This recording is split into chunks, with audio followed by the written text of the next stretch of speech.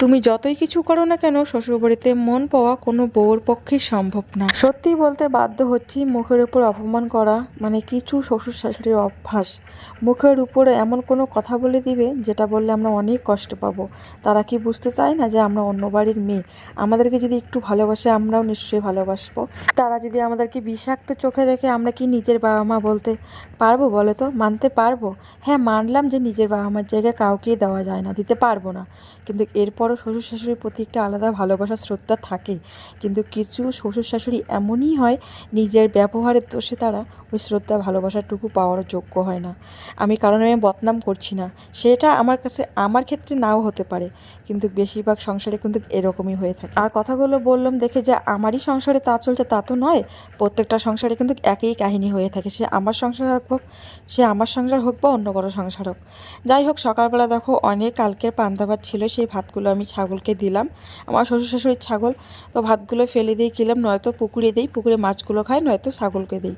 ভাত নষ্ট একদমই করতে মন চায় না, যেহেতু মানে কি বলতো, এমনিতে শরীরে তো ভালো মন্দ নেই, আর বাসি এখন খাওয়া অভ্যাস নেই, তো বাসি কোনো কিছু জিনিস না পেটে হয় না এখন, এই জন্যই এরকম হয়।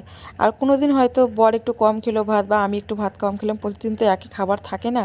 আর রাত্রেবেলা যেহেতু আমার গ্যাসটা ফুরিয়ে গিয়েছে, এখন রাত্রেবেলা রান্নাটা করি না, কারণ বেশিরভাগ দিনে বৃষ্টি হচ্ছে এখানে, ঝড় বাতাস হাওয়া, এই জন্য ভাতটা বেশি করেই করি, রাত্রে রান্না করতে হয় না।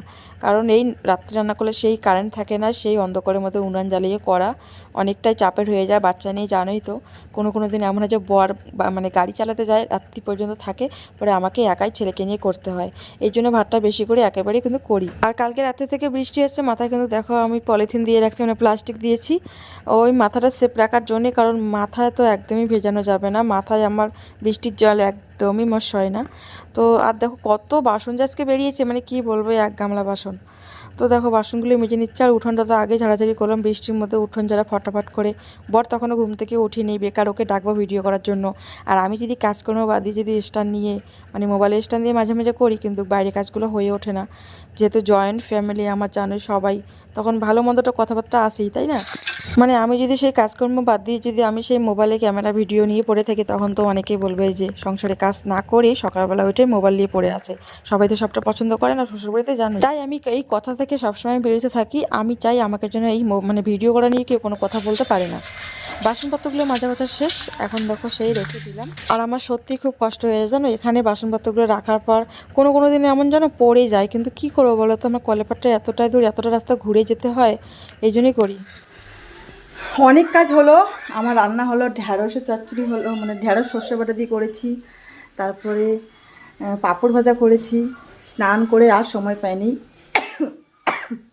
ওর বাবা গিয়েছে সকালবেলা গাড়ি নিয়ে, এসে তাড়াহুড়ো করে রান্না করলাম, ছেলেকে খাওয়ালাম, আমার না হাঁচি পাচ্ছে, ছেলেকে খাইয়ে দিলাম। আর এখন বসিয়েছি চাল কুমড়োটা, সেই দেখো সকালে কখন ভিডিও করেছি, তার মাঝখানে কতটা গ্যাপ, কত আমার রান্নাবান্না প্রায় শেষের দিকে, এখন শুধু চাল কুমড়োটা নামাবো, তারপরে রান্না শেষ। তো ওকে ভাত খাইয়ে দিলাম। আর ঘরের অবস্থা প্রচণ্ড খারাপ, দেখো ছেলে এখানে বসে খেলছে, ওর বাবা যেহেতু কাজে গিয়েছে ওকে আটকাতে হচ্ছে। আর এদিকে তো চাল কুমড়োটা বসিয়েছি, দেখো। কোথায় যাও? আই, কাঁচের গ্লাসটা ভাঙবে তো, দেখি দিকে তাকাও, আই তাকাও বাবা, গ্লাসটা ভেঙে যাবে। ও দেখো চাল গুঁড়া করবে, কি বল সেই দৃষ্টি, দেখো এখানে আমার চাল কুমড়োটা প্রায় হয়ে গেছে। তো সব ভাজা ভাজা নিরামিষ, চাল কুমড়ো ভাজা। আর একা সত্যি ভিডিও করা একটু কষ্ট, স্ট্যান্ড দিয়ে রেখেছি, কিন্তু স্ট্যান্ড দিয়ে না এই ভিডিওগুলো হয়ে ওঠে না, যেহেতু আমার রান্নাঘরটা সম্পূর্ণ জিনিসপত্র, মোবাইলটা রাখার মানে খুব একটা জায়গা পাই না। তো তাই দেখো, মুখ উঠলে চোখ ওঠে, চোখ উঠলে মুখ না ওঠে, মানে এরকমই হয়ে যায়। কী করবো বলো তো, মাঝে মাঝে তো একা নিজেকেও সামলাতে হয় না, সবসময় বরের আশা করে থাকলে কি হয়, বরের তো কাজ করতে হবে, আর বর কাজ না করলে আবার খাবো কি বলো তো। রান্নাবান্না শেষ করে নিয়ে ঘর দুগুলো পরিষ্কার করে নিয়েছি, তারপরে কিন্তু এই যে জামা কাপড়গুলো আছে, জামা কাপড়গুলো মেলে দিচ্ছি। রোদ্দু তো নাই, কিন্তু ঘিমসানি গরম, এতটাই গরম থাকা যাচ্ছে না, বিভৎস গরম। রোদ নাই কিন্তু গরমটা অন্যরকম। এদিকে জামা কাপড়গুলো মেলে দিচ্ছি।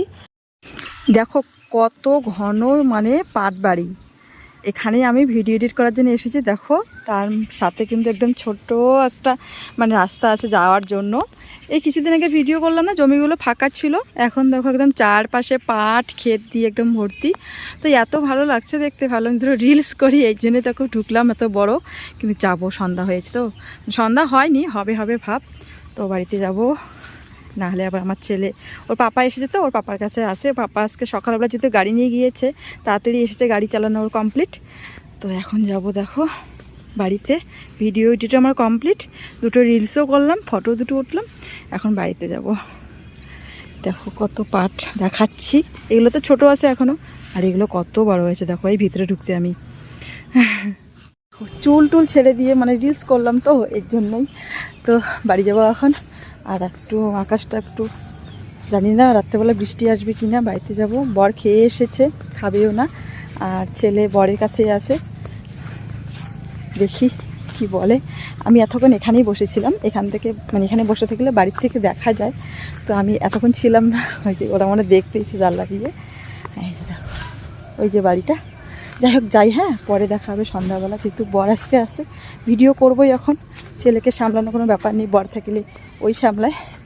বলো এখন চা খেলাম, চা খাওয়ার সময় তো ভিডিও করতে পারিনি, আর এখন ওর খাচ্ছে দেখো। কই গেল বাবা, এদিকে করতো ধরো। ওর বাবা কালকে নিয়ে এসেছে বুদে, দেখো বুদে খাচ্ছে। কিন্তু কি বলতো, ঘরে না মুড়ি নেই, এই যে এগুলো মুড়ি অনেক দিনকার ড্যাম হয়ে গেছে। এই মুড়িটুকু আমি জায়ের ঘর থেকে মানে নিয়ে আসলাম, এরপর ওদের ড্যাম হয়ে গেছে। শাশুড়িমার মুড়ি বিক্রি করে, শাশুড়িমার মুড়ি বিক্রি করে, কিন্তু শাশুড়িমার মুড়ির দোকানে শেষ। কি খাচ্ছ?